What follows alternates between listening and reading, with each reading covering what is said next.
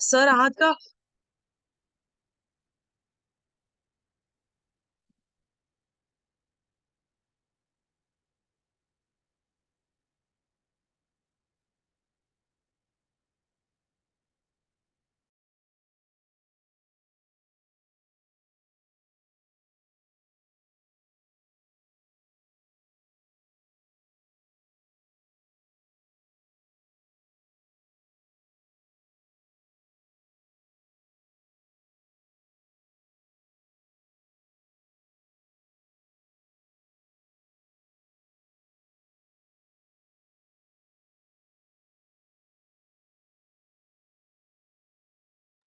तुमचा आवाज येत नाहीये मॅडम. म्यूट झालं.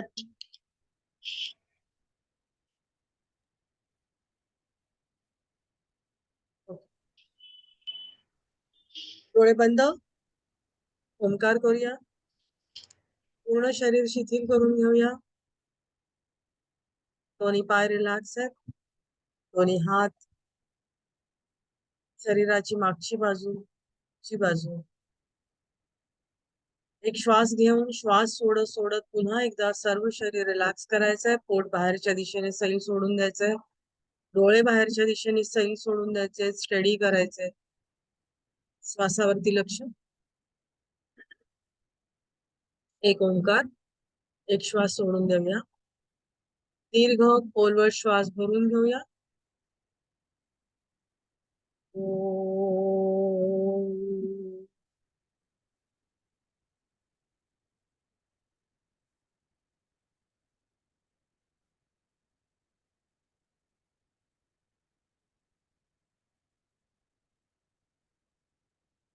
दोन्ही हाताच्या तळव्यांचं दर्शन.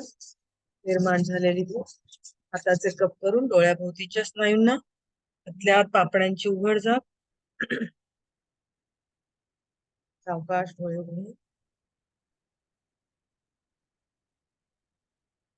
पण गर्भारपणामध्ये काय योगाभ्यास घ्यायचा ते आपण बघत होतो. त्याच्यामध्ये आता आपण जर म्हणजे 3 महिन्यांचा आपण कालावधी आपण जर धरला, त्याला फर्स्ट ट्रायमिस्टर, सेकंड ट्रायमिस्टर आणि लास्ट ट्रायमिस्टर, थर्ड ट्रायमिस्टर असं म्हणतात. म्हणजे पहिले 3 महिने, दुसरे 3 महिने आणि शेवटचे 3 महिने. साधारण गर्भारपण हे आपलं 38 म्हणजे आठवड्यांच्या भाषेमध्ये जर मोजलं तर 38 ते 40 महिन्यापर्यंत असं धरलं जातं. तर पहिल्या 3 महिन्यामध्ये आपण काय काय काळजी घ्यायची ते आपण बघूया. आणि योगासनं काय काय आपण त्यांना दिली जातात तर ते आपण बघणार आहोत. पहिले जे 3 महिने असतात ते अत्यंत काळजीचे असतात. कारण ह्या काळामध्ये गर्भपाताची सुद्धा शक्यता असू शकते. आणि त्याच्यासाठी बऱ्याच जणींना बेड रेस्ट वगैरे सांगतात की ज्यांना तशीच काही रिझन्स असतील गर्भपाताची तर त्यांना बेड रेस्ट सांगितली जाते. आणि सगळ्या ज्या काही तपासण्या आहेत सुरुवातीच्या तर त्या त्यांना तेव्हा करायला सांगितल्या जातात. आपण जसं आधी बघितलं की त्यांना लोहाची कमी असू शकते तर फॉलिक ऍसिड वगैरे घ्यायला सांगतात. या सगळ्या गोष्टी आपण आधी बघितल्या होत्या. त्याच्यामध्ये आता आपण असे जर काही स्त्रिया महिला आल्या आपल्याकडे तर पहिल्या 3 महिन्यांमध्ये आपण त्यांना काय देणार आहोत तर प्रार्थना. एक साधारण आपण त्याचा आपला मॉड्यूल असं बनवला तर प्रार्थना. कारण प्रार्थनेने काय होतं मला सांगा बरं. मन स्थिर होतं, एकाग्र होतं, मन शांत स्थिर आणि होतं, एकाग्र होतं, शांत होतं. तुम्ही जी काही योग साधना करता त्याला अनुकूल होतं. तुमचं मन शांत झालं की तुमचं बीपी वगैरे आपोआपच तुमचं नॉर्मल व्हायला मदत होते. कारण यावेळेला बीपीचं फ्लक्च्युएशन पण काही काही स्त्रियांमध्ये आढळून येतं. तर हे सगळं प्रार्थनेने तुम्ही त्या साधनेसाठी अनुकूल होता. त्याच्यानंतर श्वासाचे व्यायाम वेगवेगळे आहेत तर ते दिले जातात. हाताचे व्यायाम आपण म्हणजे श्वासाचे दोन्ही हात साईडला करणं किंवा वर करणं म्हणजे अशा प्रकारे की सोपं म्हणजे त्यांना शेवटी ऑक्सिजन मिळणं हे महत्वाचं आहे आणि तुमचा श्वास चांगल्या प्रकारे घेणं हे महत्वाचं आहे. तर बंध नाही लावतायत, काही नाही लावतायत, ह्या सगळ्या गोष्टी त्यांना वर्ज्य असतात. तर आपण हे सोपे सुलभ गोष्टी त्यांना आपण देऊ शकतो. की हाताच्या व्यायामांबरोबर तुम्ही त्याला आपोआप श्वासाची जोड त्याला आपण देऊ शकतो. नंतर आपण मी मध्ये एकदा सांगितलं ते प्रशांती कुटीरमचे QRT, DRT, IRT तुम्ही शोधलेत का ह्या गोष्टी? कोणी शोधल्या का? म्हणजे वाचल्या का किंवा ऐकले का त्यांचे व्हिडिओज?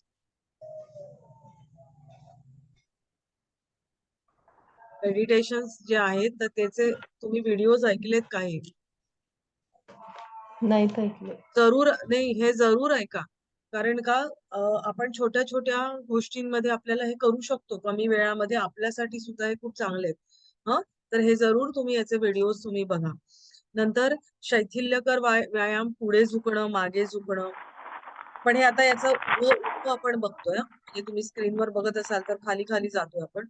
बाजूला झुकणं, खांदे हलवणं, मागे वळणं, ट्विस्टिंग जे आपण करतो ते ट्विस्टिंग करणं आणि इन्स्टंट रिलॅक्सेशन टेक्निक, त्याला IRT असं म्हटलं जातं. तर ते आपण त्यांच्याकडनं घेऊ शकतो.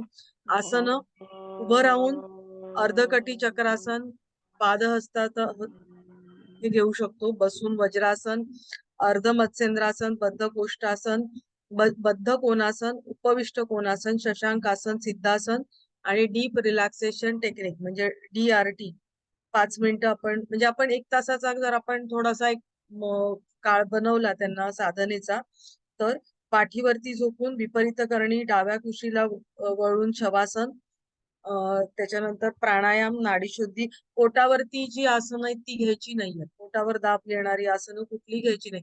आता ही इथे थांबा विपरीत करणी प्राणायाम नाडीशुद्धी, शीतली सितकारी, नंतर सदंत सितकारी, भ्रामरी, विभागीय श्वसन, उदर श्वसन, पूर श्वसन, नंतर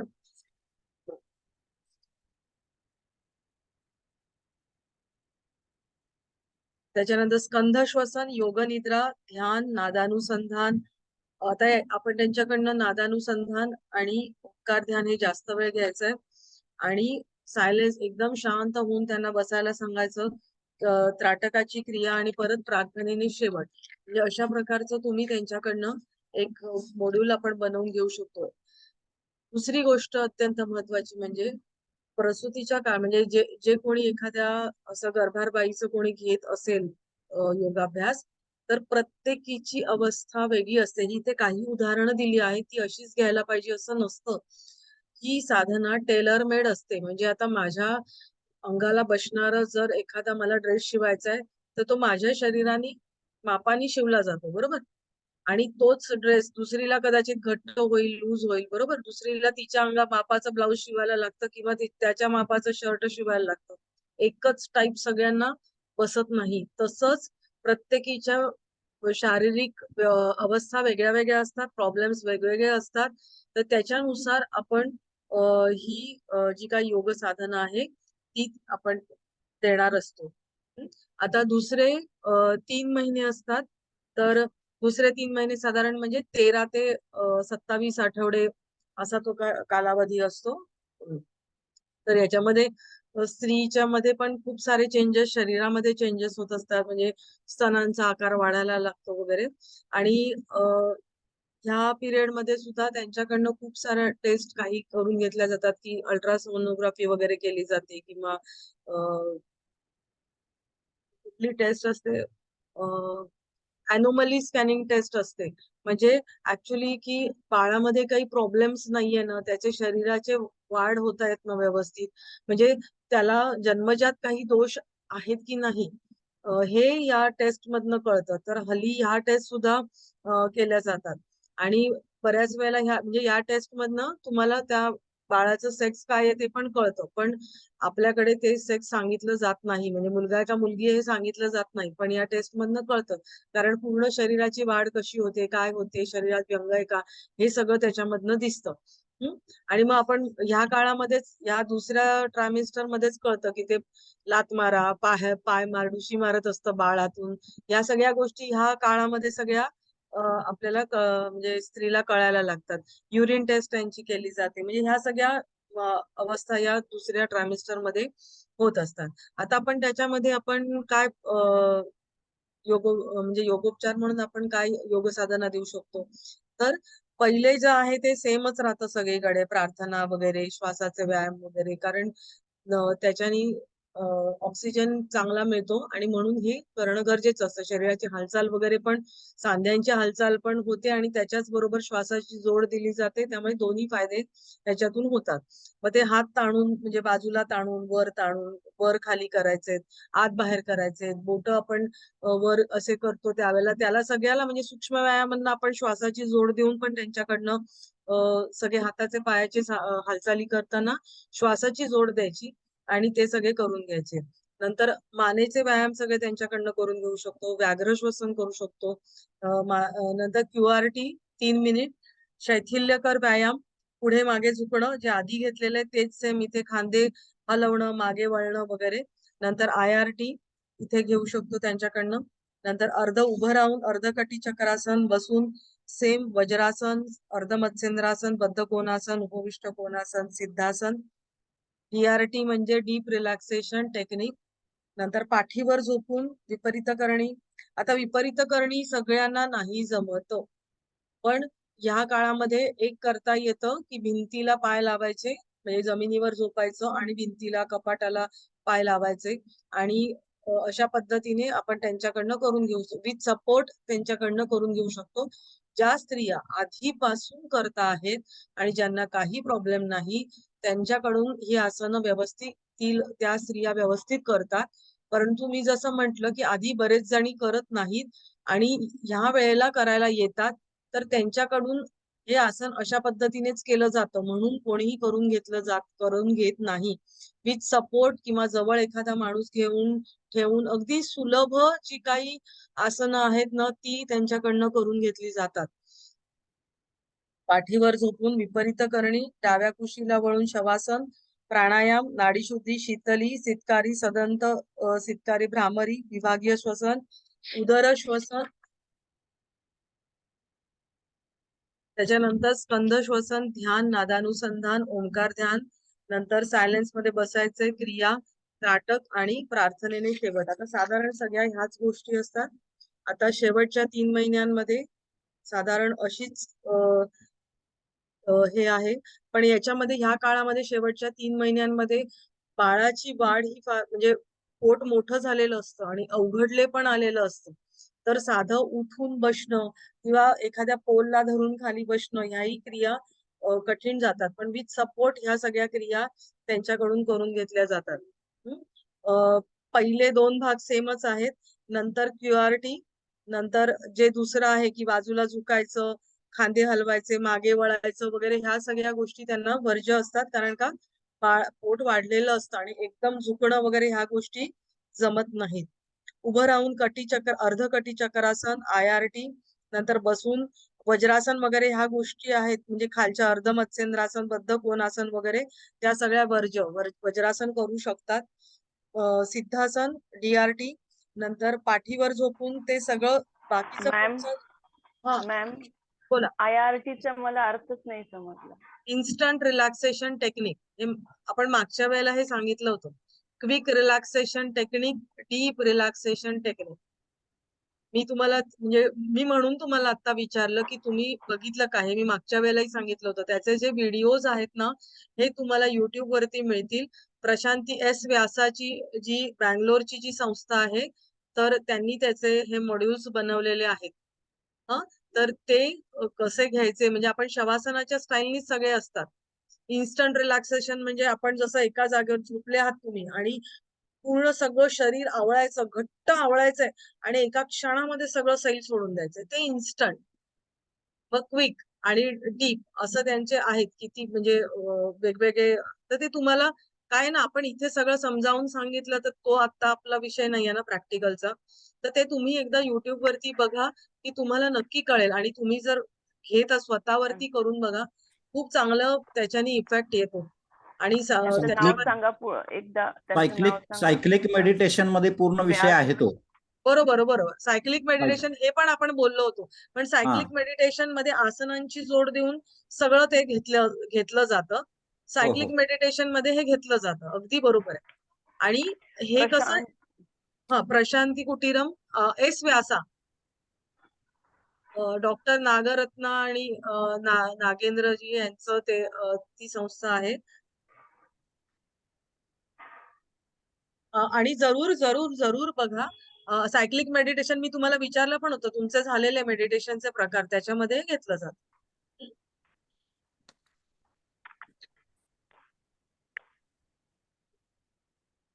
तर इथपर्यंत आपलं म्हणजे काय काय आपण घ्यायचं हे बघितलेलं आहे. आता ह्याच्यामध्ये आपण जी लास्ट 3 महिने आहेत तर त्याच्यामध्ये आपण बघितलं की बाळाची वाढ ही पूर्ण मोठी बाळ मोठं होत असतं, त्यामुळे बसणं उठणं सुद्धा त्या स्त्रीला जड जात असतं.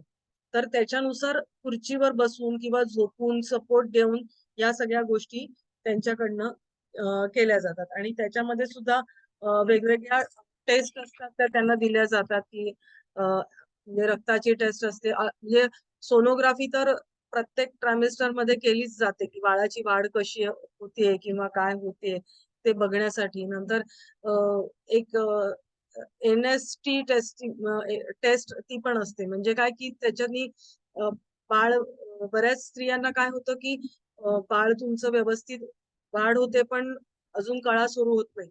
मग त्यावेळेला ते बाळ व्यवस्थित पोझिशन मध्ये आहे की नाही, त्याला ऑक्सिजन मिळतोय की नाही, ते त्या सगळ्या टेस्ट त्याच्यासाठी ती टेस्ट केली जाते. आणि पण मग हे सगळं याचं मी आता ह्या टेस्ट का सांगते, हा काय म्हणजे मी डॉक्टर नाही आणि आपलाही तो विषय नाहीये, पण ह्या टेस्ट काय असतात हे आपल्याला माहिती असणं गरजेचं आहे. किंवा कोणी लिहून आणतं तर म्हणजे काय, किंवा काहीतरी प्रॉब्लेम आहे तर त्या गोष्टी आपल्याला थोडं थोडं नॉलेज तरी असणं गरजेचं असतं. आणि म्हणून एक अशी जर स्त्री आपल्याकडे आली तर तिचं सगळं फॉलोअप जो आहे तो आपण अभ्यास करायचा त्याचा. आणि आपलं कोणी डॉक्टर असेल तर त्याच्याशी सुद्धा आपण थोडंसं समजून घ्यायचं, आणि तिचे डॉक्टर असतील तर काही प्रॉब्लेम असेल तर ते समजून घ्यायचे. आणि काही करण्याच्या आधी तिला म्हणायचं, बाई तू डॉक्टरांचा सल्ला घे की हे करायचंय की नाही, किंवा हे अशा प्रकारे केलं जातं तर ते करायचं की नाही. कारण काही काही गोष्टी वर्ज्य असतात, म्हणजे आपण एखादं आसन सरसकट म्हटलं तर ते प्रत्येकीला लागू पडत नाही. हं तर म्हणजे हे अशा स्त्रियांचं थोडं सांभाळूनच, हँडल विथ केअर असाच प्रकार असतो आपण ज्या वेळेला योग साधना घेतो त्यावेळेला. म्हणजे थोडक्यात प्रार्थना, थोडेसे सोपे बिपे आसन अशाच प्रकारे त्यांच्याकडनं करून घेतले जातात. ते रिलॅक्सेशन दिलं जातं. कारण हल्लीच्या काळामध्ये बऱ्याच वेळेला उशिरा प्रसूती असते, म्हणजे फार उशिरा त्यांना गर्भारपण नोकरी धंद्याच्या ह्याच्यानी किंवा काही कारणांनी उशिरा असतं. आणि मग कोणाचं बीपी हाय झालेलं असतं, कोणाचं गर्भारपणामध्ये डायबिटीज आलेला असतो, किंवा आता आपण ह्या याच्यामध्ये बाळ आपण लास्ट ट्रायमेस्टर मध्ये आपण बघतो की जसं मी म्हणलं की गर्भाची वाढ होत असते आणि त्याचं प्रेशर आहे ते खाली खाली येतं आणि त्यामुळे पाय सुजलेले दिसतात. मग अशा वेळेला आपण नुसतं थोडा वेळ त्यांना घरी सुद्धा हे सांगू शकतो किंवा आपल्या इथे भिंतीला पाय वर ठेवून त्यांना उभं म्हणजे भिंतीला पाय म्हणजे करायचे की मग रक्त खालच्या दिशेने येतं आणि पायाची सूज आहे ती त्यांना तो एडिमा आलेला असतो तो कमी कमी व्हायला लागतो. ती सूज कमी व्हायला लागते. तर अशा प्रकारच्या छोट्या छोट्या गोष्टी आपण त्यांच्या ज्या आहेत तर त्या कमी करू शकतो. पर्यंत समजलं सगळ्यांना? हं पुढे जाऊया हो. का काय? ओके. आता 3 टप्प्यामध्ये आपण योगाचा समावेश कसा करतो हे तुम्हाला स्क्रीन दिसतेय ना व्यवस्थित? ओके, ठीक आहे. तर पहिली पायरीचा टप्प्यामध्ये गर्भाशयाला आकुंचनाला सुरुवात होतं. प्रसूतीच्या वेळी काय काय साधारण घडतं, तर 6 ते 16 तास योगाभ्यास म्हणजे आपण आता त्या स्त्रीला काय काय कसं करायचं हे तिला माहिती असतं, बरोबर? म्हणजे श्वास घेणं सोडणं, डीप ब्रीथिंग म्हणजे काय किंवा कसं करायचं हे आपण तिला शिकवलेलं असतं.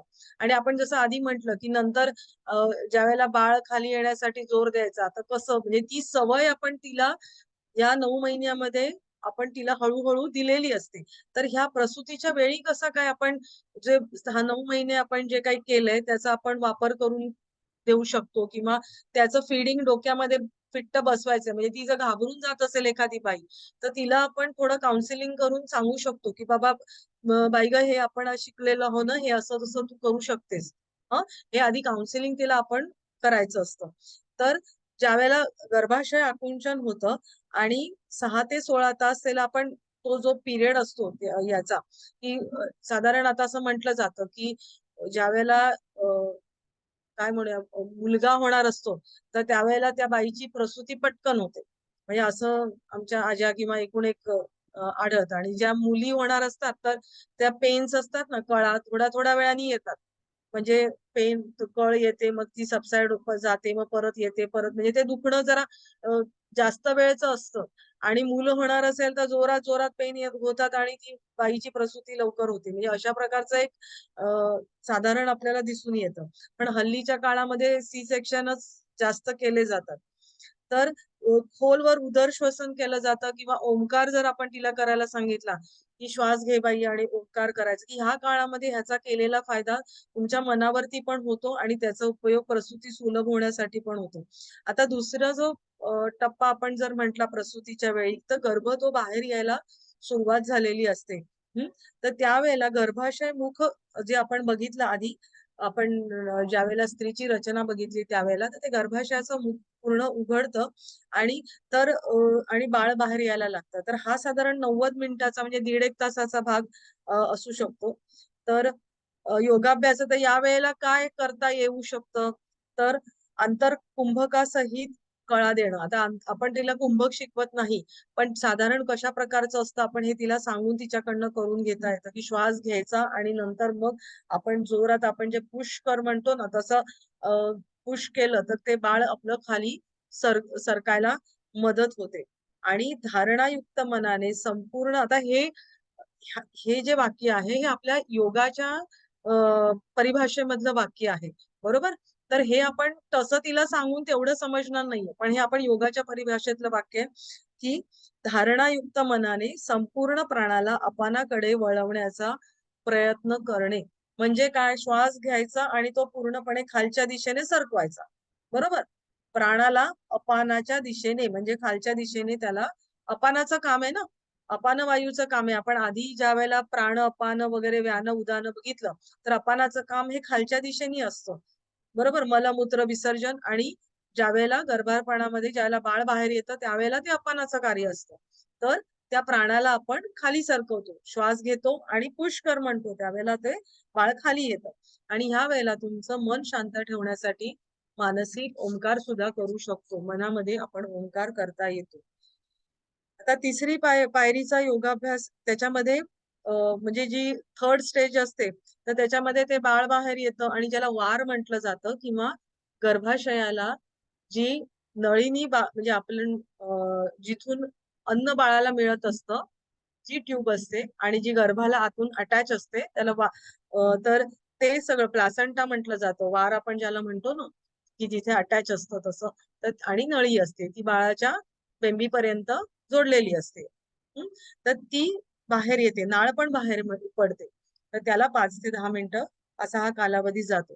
तर बाळाच्या जन्मानंतर एकदम म्हणजे बऱ्याच वेळेला स्त्रियांना शुद्ध नसते किंवा ज्या शुद्धीत असतात तर त्यांना आपण जे क्विक रिलॅक्सेशन टेक्निक एरवी आपण जे शिकवतो तर ते यांना इथे करता येऊ शकतं की कळा देऊन देऊन तुमचे हात पाय सगळे दुखत असतात किंवा एनर्जीचा लॉस बराच थकलेल्या असतात त्या स्त्रिया तर पूर्ण बॉडी रिलॅक्स केली की त्यांना खूप बरं वाटतं.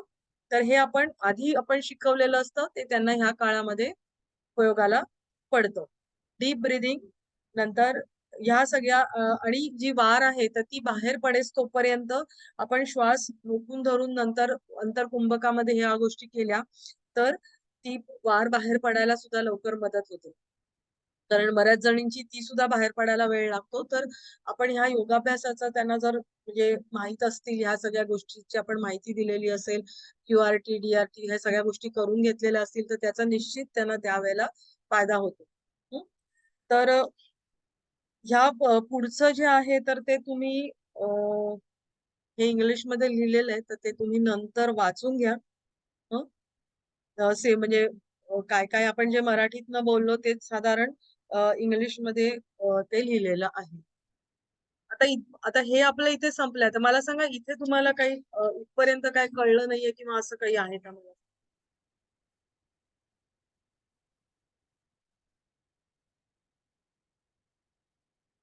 हं? काय योगाभ्यास, आता आता तुम्हाला हा प्रश्न आहे, योगाभ्यास काय द्यायचा? बरोबर. मग योगाभ्यास देताना तुम्ही पहिलं ट्रायमिस्टर, सेकंड ट्रायमिस्टर आणि थर्ड ट्रायम, पहिले 3 महिने, दुसरे 3 महिने म्हणजे आणि शेवटचे 3 महिने अशा प्रकारामध्ये तुम्ही डिवाइड, म्हणजे मी तर तक्ता करून दिलाय, म्हणजे सोपं करून दिलंय तुम्हाला, हो की नाही? आणि मग त्याच्यानंतर तुम्हाला त्या त्या महिन्यातली स्त्रीची स्थिती आता लिहिताना, आता तुम्हाला हे नाही लक्षात राहिलं तर तुम्ही काय करायचंय? तुम्हाला आपल्या घरात आपण आया बहिणी बायकांना सगळ्यांना बघितलेलंच असतं, बरोबर? आपलं थोडंसं डोकं चालवायचं याच्यामध्ये. पहिल्या 3 महिन्यामध्ये स्त्रीला काय काय घडत असतं हे तुम्हाला माहिती पाहिजे, की त्याच्यावरचा तुम्ही योगाभ्यास निश्चित देऊ शकता. मधल्या 3 महिन्यांमध्ये काय होतं आणि शेवटच्या 3 महिन्यामध्ये तर बाळाची वाढ होत असते, त्यामुळे तेव्हा काय द्यायचं? शेवटच्या 3 महिन्यामध्ये जास्त इथे योगाभ्यास नाहीच आहे. अगदी सोप्या गोष्टी आहेत आणि ठराविकच आसनं आहेत आणि ती सगळी विथ सपोर्ट, शेजारी कोणीतरी उभं करून हे तुम्ही नमूद करा, की त्याच्या जवळ कोणीतरी पाहिजे. आणि तिचं जे गायनेकोलॉजिस्ट आहे तिच्याशी आपला योगा म्हणजे योगा टीचरचा संपर्क असला पाहिजे, की तिला काय प्रॉब्लेम्स आहेत ते समजून घेऊन या गोष्टी करायच्यात. हे पण तुम्ही त्याच्यामध्ये नमूद करायला पाहिजे.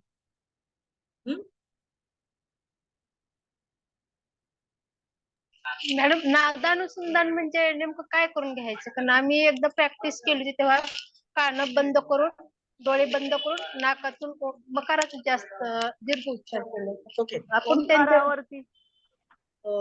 ठीक आहे. आता नादानुसंधान मध्ये म्हणजे काय होतं? आता मी जसं सांगितलं, हे एस व्यासाचं जर पुस्तक तुम्हाला मिळालं ना, तर त्याच्यामध्ये तुम्ही त्याच्यात डिटेल दिलेलं आहे. तर त्याच्यामध्ये आपण विभागीय श्वसन करतो, माहितीये तुम्हाला? विभागीय श्वसन, उदर श्वसन, उर श्वसन, स्कंध श्वसन, हे माहितीये? हा हा हा, तर माहितीये. माहितीये, बरोबर. तर उदर श्वसन ज्या वेळेला तुम्ही करता, म्हणजे तुम्ही आधी श्वास सोडला, पूर्ण श्वास पोटामध्ये भरून घेतला, पोट पूर्ण फुल कपॅसिटीने भरलं आणि श्वास सोडताना अकार, तुमचं लक्ष सगळं पोटाच्या ठिकाणी, डोळे बंद करून हे करायचंय, पोटाच्या ठिकाणी लक्ष आणि अकार करायचंय. श्वास सोडताना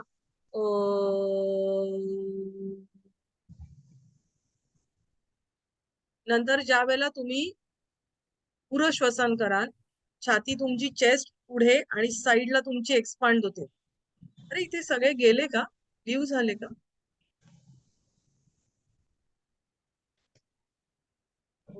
नाही, आहेत ना. 5 जण आहेत मॅडम. 5 जण आहेत. ठीक आहे, ठीक आहे. उर श्वसन मध्ये तुम्ही चेस्ट आहे तुमची पुढे आणि साईडला, तुम्ही पूर्ण कपॅसिटीनी श्वास भरायचा आहे, बरोबर? आणि मग श्वास सोडताना उकार म्हणायचा आहे.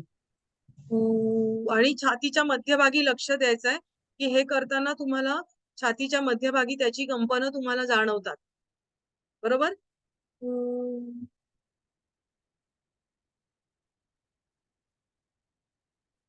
नाद अनुसंधान, नादाचा मागोवा घ्यायचा आहे. आता इथे आपण नाद कशाचा करतोय? उकार.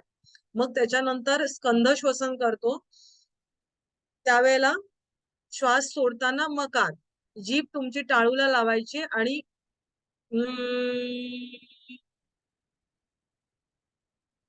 हे पूर्ण डोक्याच्या भागामध्ये, कंठापासून वरच्या भागामध्ये तुम्हाला त्याची कंपनं तुम्हाला जाणवतात, बरोबर?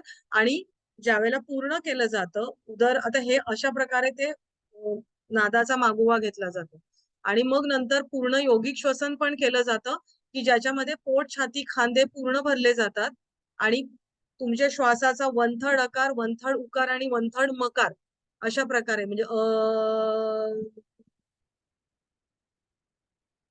अशा प्रकारे केलं जातं, बरोबर? आणि हे तुम्ही स्वतः जर तुमच्या साधनेमध्ये केलं ना, तर तुम्हाला मेडिटेशन केल्याचा जो इफेक्ट आहे ना, तो तुम्हाला मिळतो. खूप शांत वाटतं, खूप बरं वाटतं. हे केल्यानंतर तुम्हाला थोडा वेळ कोणी आपल्याशी नाही बोललं तर बरं आहे. म्हणजे इतकी शांत अवस्था होते.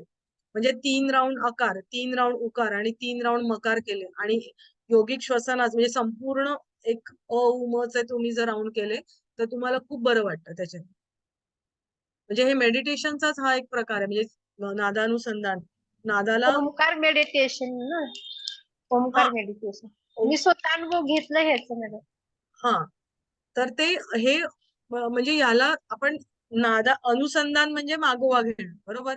मग नादाचा मागोवा घेताना करता त्याच्यावरती तुम्ही केंद्रित करता लक्ष, करता त्याच्या मागे लक्ष केंद्रित करता, आणि त्याच्यानी तुम्हाला एक प्रकारचा जो ध्यानाचा जो परिणाम आहे ना तो तुम्हाला होतो. ओंकार ध्यान मध्ये म्हणजे पण म्हटलं जातं, ओम पण म्हटलं जातं, हे वेगळ्या वेगळ्या प्रकारे म्हटलं जातं. आणि ओंकारामध्ये कसं केलं जातं, ज्या वेळेला म्हणतात किंवा त्याच्या मधली जी स्पेस आहे तिथे तुम्ही लक्ष केंद्रित करायचं असतं. म्हणजे पहिला ओम म्हटला, तो संपला, तो संपल्यानंतर सुरू व्हायच्या आधी जी स्पेस असते की जिथे मन शांत होतं तिथे तुम्ही मन केंद्रित करायचं असतं. ती ऍक्च्युअल ध्यानाची अवस्था, म्हणजे त्या ठिकाणी तुमचं मन निर्विचार होत असतं. पहिला ओम संपल्यानंतर दुसरा ओम सुरू व्हायच्या आधी, म्हणजे जी एक लाट असते ती अशी येते, खाली गेली आणि मग ती सुरू होते. त्याच्या मधली जी मधला जो पॉइंट आहे ना 2 ओमच्या मधला, ती ध्यानाची अवस्था असते ओंकार ध्यानामध्ये. आपण आता पुढचं घेऊया. आता इथपर्यंत मला वाटतं सगळ्यांना सगळं व्यवस्थित समजलेलं आहे. हा, आता पुढचं आपण मासिक, आता तुम्हाला दुसऱ्या स्त्रियांच्या वेगवेगळ्या समस्या त्याच्याबद्दल माहिती घ्यायची आहे, बरोबर आहे की नाही?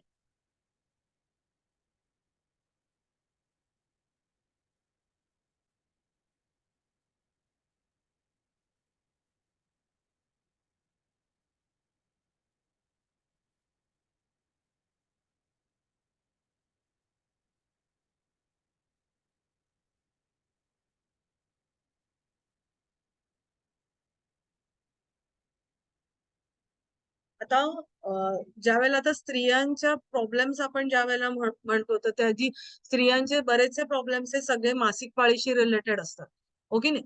तर स्त्रियांच्या आपण प्रजनन संस्था आपण बघतो आहोत, तर त्यांचे प्रॉब्लेम सगळे ते पिरियडशी संबंधित असतात.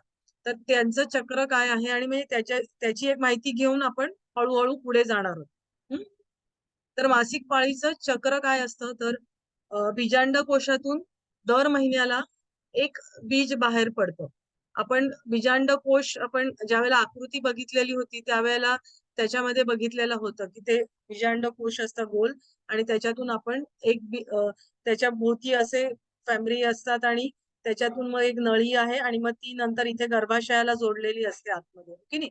तर त्याच्यातून जे बीज बाहेर पडतं ते नंतर ते बीजांड वाहिनी दोन्ही साईडनी असतात बघा, तर त्याच्यातून ते येतं वाहत आणि त्याच्यानंतर ते गर्भाशयामध्ये येतं. तर या नलिकेत त्यांचा शुक्रजंतूशी संपर्क आला नाही तर ते फलित होत नाही. याच दरम्यान गर्भाशयातही गर्भारपणाची पूर्वतयारी चालू असते.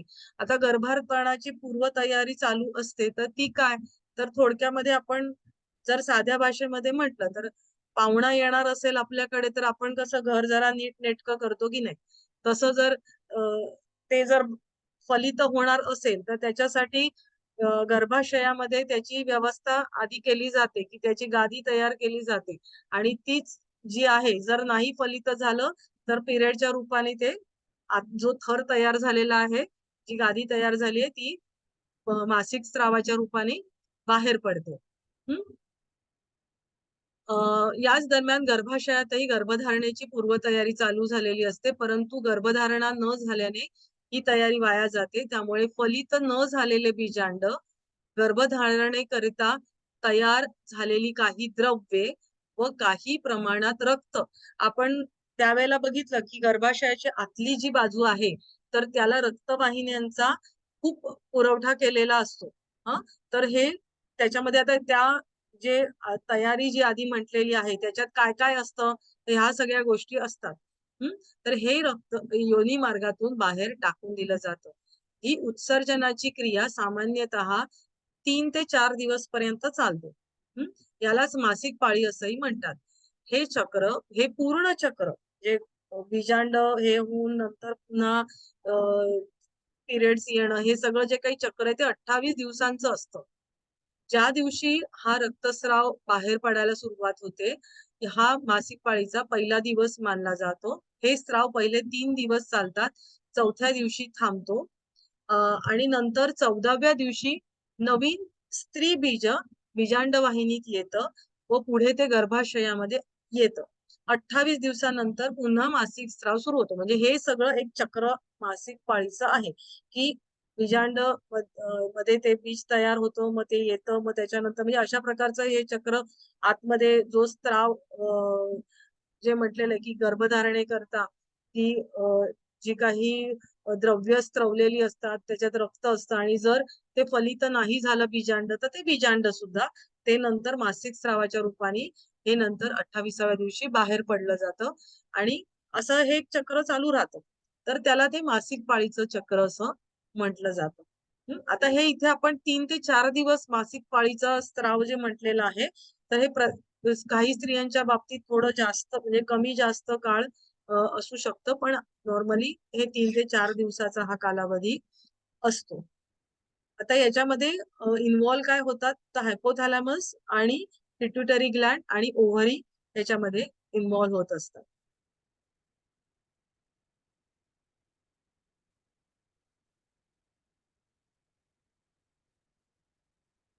आता सामान्यपणे मासिक पाळीचे विकार कोणते आहेत तर मासिक पाळीच्या सायकलच्या लयीमध्ये अडथळा किंवा त्या चक्राच्या प्रवाहामध्ये अडथळा किंवा मासिक पाळीच्या संबंधीमध्ये ओटीपोटात दुखणं किंवा सायकल सुरू होण्याच्या आधी काही दिवस शारीरिक किंवा मानसिक अस्वस्थता अशा प्रकारचं वर्गीकरण केलं जातं. म्हणजे आता ह्या मासिक पाळीचे आपण जर म्हणजे काय प्रॉब्लेम्स आहेत तर ते कसे प्रॉब्लेम्स आहेत तर जी काही सायकल आहे म्हणजे जे 28 दिवसाचं जे काही सायकल दिलेलं आहे तर त्याच्यामध्येच काहीतरी प्रॉब्लेम आहे.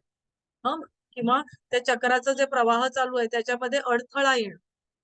म्हणजे मासिक पाळीचं एक तर 28 दिवसाचं सायकल लांबतंय किंवा त्याच्यामध्ये काहीतरी प्रॉब्लेम सुरू होतोय किंवा ते 28 दिवसात येतंय, व्यवस्थित पाळी येते. पण तरी सुद्धा ते होताना ओटीपोटामध्ये खूप दुखतं किंवा काही काहींना पिरियड यायच्या आधी खूप दुखतं, पायात पेटके येतात, पोटात दुखतं किंवा काहींचं डोकं खूप दुखतं किंवा चिडचिड व्हायला लागते.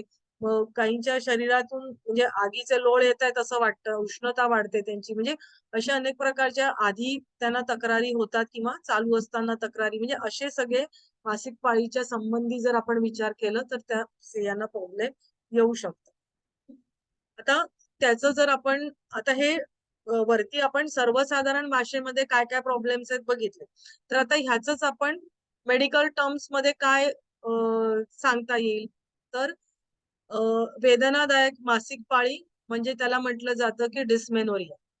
नंतर खूप कमी पिरियडला म्हणजे काय म्हणूया स्त्राव होणं तर त्याला ऑलिगोमेन्युरिया म्हटलं जातं. म्हणजे अगदी कमी किंवा पिरियडला येतो. नंतर मासिक पाळी खूप हेवी जास्त अंगावरती जाते असं म्हटलं जातं. खूप ब्लिडिंग होत आहे तर त्याला मेनोरिया असं म्हटलं जातं. नंतर मासिक पाळी लवकर म्हणजे कमी काळाने मासिक पाळी येते. म्हणजे आपण 28 दिवसाचं सायकल म्हटलंय ना तर ते 15 दिवसाचंच असतं. लवकर पाळी येते तर त्याला पॉलिमेनोरिया असं म्हटलं जातं. किंवा मासिक पाळी येतच नाहीये खूप काळानी अशी येते त्याला अमेनोरिया असं म्हटलं जातं. मासिक पाळी चालू होण्यापूर्वी आता कुठल्या वेळेला पिरियड्स नसतात तर मासिक पाळी चालू होण्यापूर्वी म्हणजे अजून सुरूच झालेली नाहीये, पिरियड सुरूच झालेले नाहीयेत. एखाद्या मुलीला वयात येते त्याच्या आधीचा जो काळ असतो तर तेव्हा तिला पाळी नसते. नंतर गरोदर अवस्थेमध्ये तेव्हा तिला ब्लिडिंग होत नाही. गरोदर अवस्थेमध्ये ब्लिडिंग झालं तर लगेच डॉक्टरांकडे जायला पाहिजे. बरोबर? त्याच्यानंतर बाळ ज्या वेळेला अंगावर दूध पित असेल तर त्यावेळेला तिला पाळी नसते. पण काही स्त्रियांना बाळ अंगावर दूध पित असतं तरी काही खूपच प्रमाण कमी आहे पण काही स्त्रियांना तेव्हा असू शकते पाळी. नंतर पाळी गेल्यानंतर किंवा गर्भाशय काढले असेल तरी पाळी येत नाही. म्हणजे पाळी न येत नाहीच्या कंडिशन केव्हा असतात स्त्रियांमध्ये तर ह्या कंडिशन्स मध्ये स्त्रीला पिरियड्स नसतात. हा नैसर्गिक अमेनोरिया असतो म्हणजे की हे नॅचरली या आवाज वेळेला येत नाहीये मॅडम तुमचा. सगळ्यांनाच आवाज येत नाहीये का? आता येतो. आम्हाला येतो. येतोय.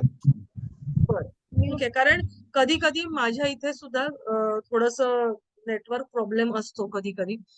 ठीक आहे, तर आपण ज्या वेळेला म्हणजे काही कारण आहे आणि पाळी येत नाही आहे, तर हे नैसर्गिक नाही. परंतु ही जी आपण कारणं म्हटली की पाळी चालू होण्यापूर्वी किंवा गरोदर अवस्थेत किंवा बाळ अंगावर दूध पित असेल किंवा गर्भाशय काढलं असेल किंवा पाळी गेली असेल, तर हे नॅचरली हा नैसर्गिक अमेनोरिया झाला. म्हणजे काय की नॅचरली तेव्हा पिरियड येत नसतात. कोणतीही कारणे नसताना पाळी आली नाही तर ती समस्या बनते. आता ती समस्या केव्हा बनते, तर मुलगी वयात आली आहे आणि तरी तिला पिरियड्स येत नाहीये, तर मग लगेच डॉक्टरांकडे नेणं गरजेचं असतं. म्हणजे काही हॉर्मोनल इम्बॅलन्स आहे का किंवा काही दुसरे काही कारण आहेत का, तर हे बघायला लागतं. पहिलं म्हणजे प्राथमिक किंवा प्रायमरी अमेनोरिया असं म्हटलं जातं. तर वयात आल्यानंतर म्हणजे 16 वर्षानंतरही तिला जर पाळी येत नाहीये तर. नंतर सेकंडरी अमेनोरिया म्हणजे काय की पाळी सुरू झाल्यानंतर मध्ये मध्ये गरोदावस्था नसतानाही पाळी न येणं. आपण जे आपण वर बघितलं की गरोदर असेल तर पाळी येत नाहीये. तर आता एखाद्या स्त्रीला म्हणजे तिला पिरियड्स येतात आहे, ती प्रेग्नंट नाहीये, तरी सुद्धा तिला मध्ये मध्ये पाळी येत नाहीये, तर काळजी करण्याचं कारण आहे. म्हणजे तर काहीतरी प्रॉब्लेम आहे, तर मग लगेच आपण डॉक्टरांकडे गेलं पाहिजे. आता सायकल सुरू होण्यापूर्वीची लक्षण, इथपर्यंत हे समजलंय सगळ्यांना? पर्यंत समजलंय का सगळ्यांना? हो कारण हे मॅडम. तुम्हाला परत वाचावं लागणारच आहे, कारण का ही शब्द सगळे नवीन असतात. पण आपल्याला साधारण संकल्पना जरी समजली तरी खूप झाली. नंतर मग तुम्ही परत वाचाल त्यावेळेला तुम्हाला ते लक्षात राहतील. हं? आता सायकल सुरू होण्यापूर्वीचं लक्षण म्हणजे ज्या वेळेला तुमचं पिरियड सुरू होतात, तर त्याच्या आधी तुम्हाला काय काय त्रास होतात, तर ते आपण आता इथे बघणार आहोत. त्याला काय म्हटलं जातं? Pre menstrual tension syndrome. Menstrual म्हणजे पिरियड येणं आणि प्री म्हणजे आधी, मग पिरियड येण्याच्या आधी जी तुम्हाला त्रास होतो, तर त्याला प्री मेन्स्ट्रुअल टेन्शन सिंड्रोम असं म्हटलं जातं. तर त्याची कारणं काय आहेत? आता एखादी नॉर्मली काय म्हटलं जातं की डिसीज म्हणजे 3-4 प्रकारची कारणं, 3-4 प्रकारचे डिसीज एकत्र आले की त्याला सिंड्रोम असं म्हटलं जातं. बरोबर आहे ना डॉक्टर? हो हो. हां.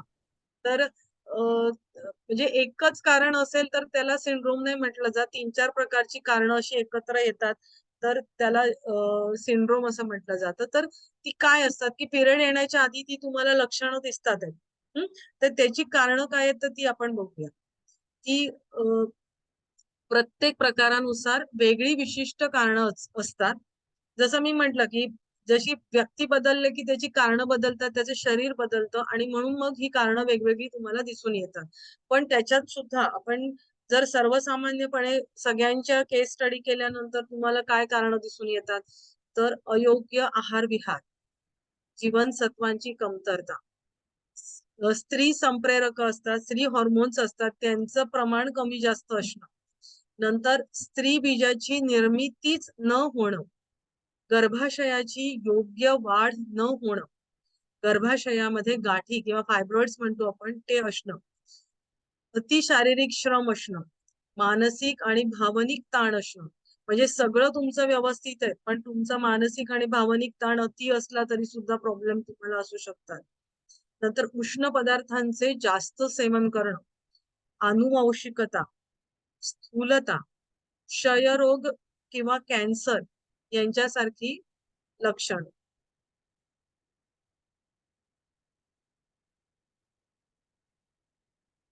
नंतर व्यसन. आता व्यसनांमध्ये ना म्हणजे हे मध्यमवर्गीय साधारण म्हणजे माझं ऑब्झर्वेशन मध्यमवर्गीय लोक सोडली तर जे अगदी रस्त्यावरती रस्ते करणारी लोक असतात ना, स्त्रिया असतात ना, त्या पण सिगरेट पित असतात, म्हणजे बिडी पित असतात किंवा दारू पित असतात. आणि उच्च भ्रूवर्गांमध्ये सुद्धा सिगरेट पिण्याचं पण प्रमाण हल्ली मुली सुद्धा शहरांमध्ये दिसतात सिगरेट पिताना किंवा त्यांच्यामध्ये सुद्धा अल्कोहोलचं प्रमाण त्यांच्यातलं वाढत चाललेलं आहे अल्कोहोल घेण्याचं. तर व्यसन हा पण एक आताच्या काळामधला प्रॉब्लेम झालेला आहे. नंतर रक्त कमी असणं किंवा अॅनिमिया असणं, नंतर जास्त प्रमाणात औषधांचं सेवन करणं. काही तुम्हाला इतर व्याधी असतील तर जास्त प्रमाणामध्ये जर काही अँटिबायोटिक्स किंवा वेगळी औषधं घेतली गेली तर त्यांनी सुद्धा प्रॉब्लेम होऊ शकतो. गर्भाशयाचा जंतू संसर्ग असेल किंवा सूज आलेली असेल गर्भाशयाला तर, किंवा कुपोषण झालं असेल किंवा म्हणजे तुम्ही जो आहार घेता तर तो तुम्हाला योग्य स्वरूपाचा नसेल, जीवनसत्व किंवा क्षार किंवा इतरही जे आपल्याला शरीराच्या वाढीसाठी आवश्यक असणाऱ्या गोष्टी आहेत त्या तुमच्या आहारामध्ये कमी असतील तर, अति उपवास जर केले, स्त्रियांना सवयी असतात हा उपवास तो उपवास तो उपवास आणि त्याच्यानी त्यांचं आपण म्हणूया की कुपोषणच होतं. तर अति उपवास सुद्धा हे एक कारण आहे. आता त्याची लक्षणं काय दिसतात? आता ह्या सिंड्रोम आपण बघितली म्हणजे त्याची कारणं आपण बघितली. तर त्याची लक्षणं काय दिसतात? तर प्रत्येक प्रकारानुसार मुख्य लक्षणे भिन्न असतात, जी आपण पूर्वी वर्णन केली आहेत. तर पुढील काही लक्षणं रुग्णांमध्ये आढळतात. तर ती कुठली आहेत? तर पोटामध्ये दुखणं, अशक्तपणा, चक्कर येणं किंवा झोप न लागणं, भूक न लागणं. हं? तर आता अशा वेळेला आपण त्यांना योगोपचार काय देऊ शकतो? तर सध्याच्या काळात बदलत्या जीवनमानानुसार विविध सामाजिक आणि कौटुंबिक आणि शैक्षणिक किंवा करिअर संबंधित अनेक ताणतणावांचा स्त्रियांना सामना करायला लागतो. आणि ह्याच कारणांमुळे म्हणजे आपण जर बघितलं तर सगळ्याच लेवलवरती स्त्रियांना प्रॉब्लेम्स आहेत. म्हणजे असं काही नाहीये की पुरुषांना नाहीये. पण म्हणजे आज स्त्री आपण घराच्या बाहेर पडली किंवा पुरुषाच्या खांद्याला खांदा लावून आपण काम करते आपण असं बघतो. पण म्हणजे बाहेर जाऊन तिला ऑफिसचे टेन्शन्स आहेतच. परत घरी आल्यावरती सुद्धा घरातलं काम सुद्धा म्हणजे तिला डबल काम पडतं. बरोबर? तर ह्या सगळ्यांचा परिणाम तिच्यावरती होत असतो आणि आताच्या काळामध्ये करिअरच्या संबंधामध्ये म्हणजे पुरुषांच्या बरोबरीने सगळ्या समस्या तिला असतातच. हं? तर आणि ह्या सगळ्या जबाबदाऱ्या ज्या आहेत तर त्याचाच सामना करायला लागतो आणि त्या तणावांचा परिणाम तिच्या जे मासिक पाळीचं चक्र आहे ना, तर त्याच्यावरती होतो. कारण का तिचे जे हॉर्मोन्स आहेत, स्त्री हॉर्मोन्स आहेत, तर त्याच्यामध्ये तिचा इम्बॅलन्स होतो. कमी जास्त प्रमाणामध्ये ते स्त्रवायला लागतात आणि त्याच्यामुळे ह्या सगळ्या समस्या व्हायला लागतात. म्हणून टेन्शन आपण गर्भारपणाच्या ह्याच्यामध्ये सुद्धा आपण बघितल्या तर काय आहे मेंटल टेन्शन रिलॅक्स करणाऱ्या सगळ्या क्रिया त्याच्यामध्ये दिलेल्या आहेत. IRT, QRT, DRT, शांत बसायचं, नादानुसंधान, प्रार्थना किंवा दीर्घ श्वास म्हणजे सगळे की मनाला शांत करणाऱ्या गोष्टी आहेत. तुमचं मन शांत झालं, की शरीराला शांतता मिळाली, की आपोआप त्या हार्मोनचा इम्बॅलन्स तुमचा आहे तो बऱ्याच अंशी काबूत येतो. आणि जर त्याच्या मागे काउन्सिलिंग आपण जर केलं तर कारण शोधून काढलं तर त्याच्यावरती सुद्धा मग आपण उपचार आपण त्याच्यावरती करू शकतो. त्याचे रिझन्स आपल्याला माहिती पडले तर मग त्याच्यावर उपचार म्हणजे आपण काय केल्याने ते कमी करू शकतो हे जर आपण शोधलं तर ह्या सगळ्या गोष्टींपासून आपण लांब राहू शकतो. त्यामुळे अनेक स्त्रियांमध्ये ह्या समस्या आढळतात. म्हणूनच पंचकोशांवर काम करणारी एकात्मक योग चिकित्सा जास्त उपयोगी ठरतं. म्हणजे आपण जर म्हटलं की बद्धकोष्ठता आहे, तर चला बद्धकोष्ठतेचं आपण त्यांना काही आसनं दिली किंवा काही गोष्टी केल्या.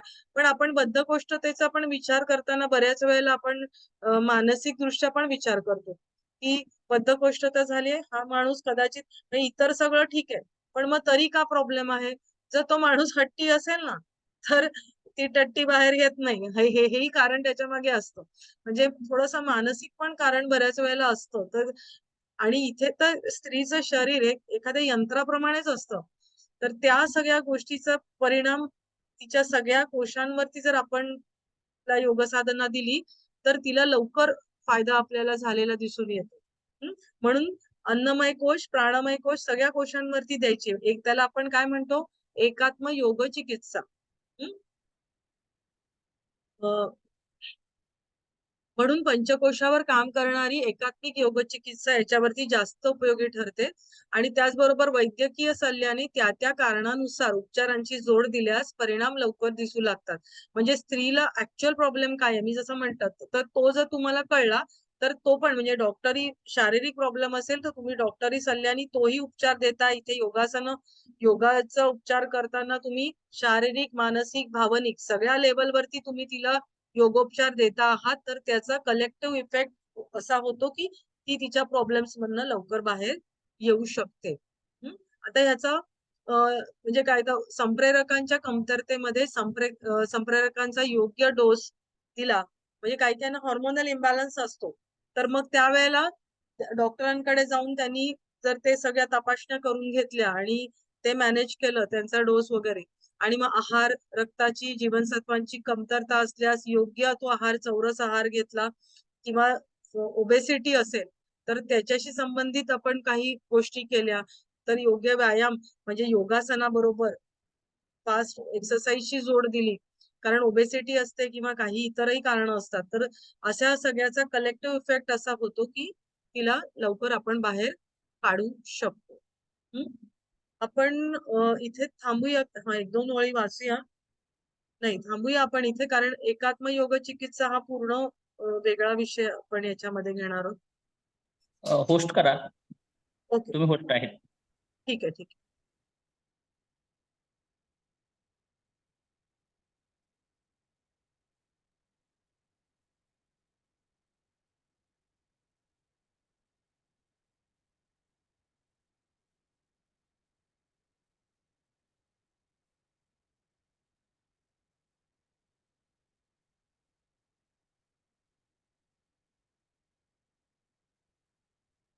आता रेकॉर्डिंग थांबवू शकतो ना?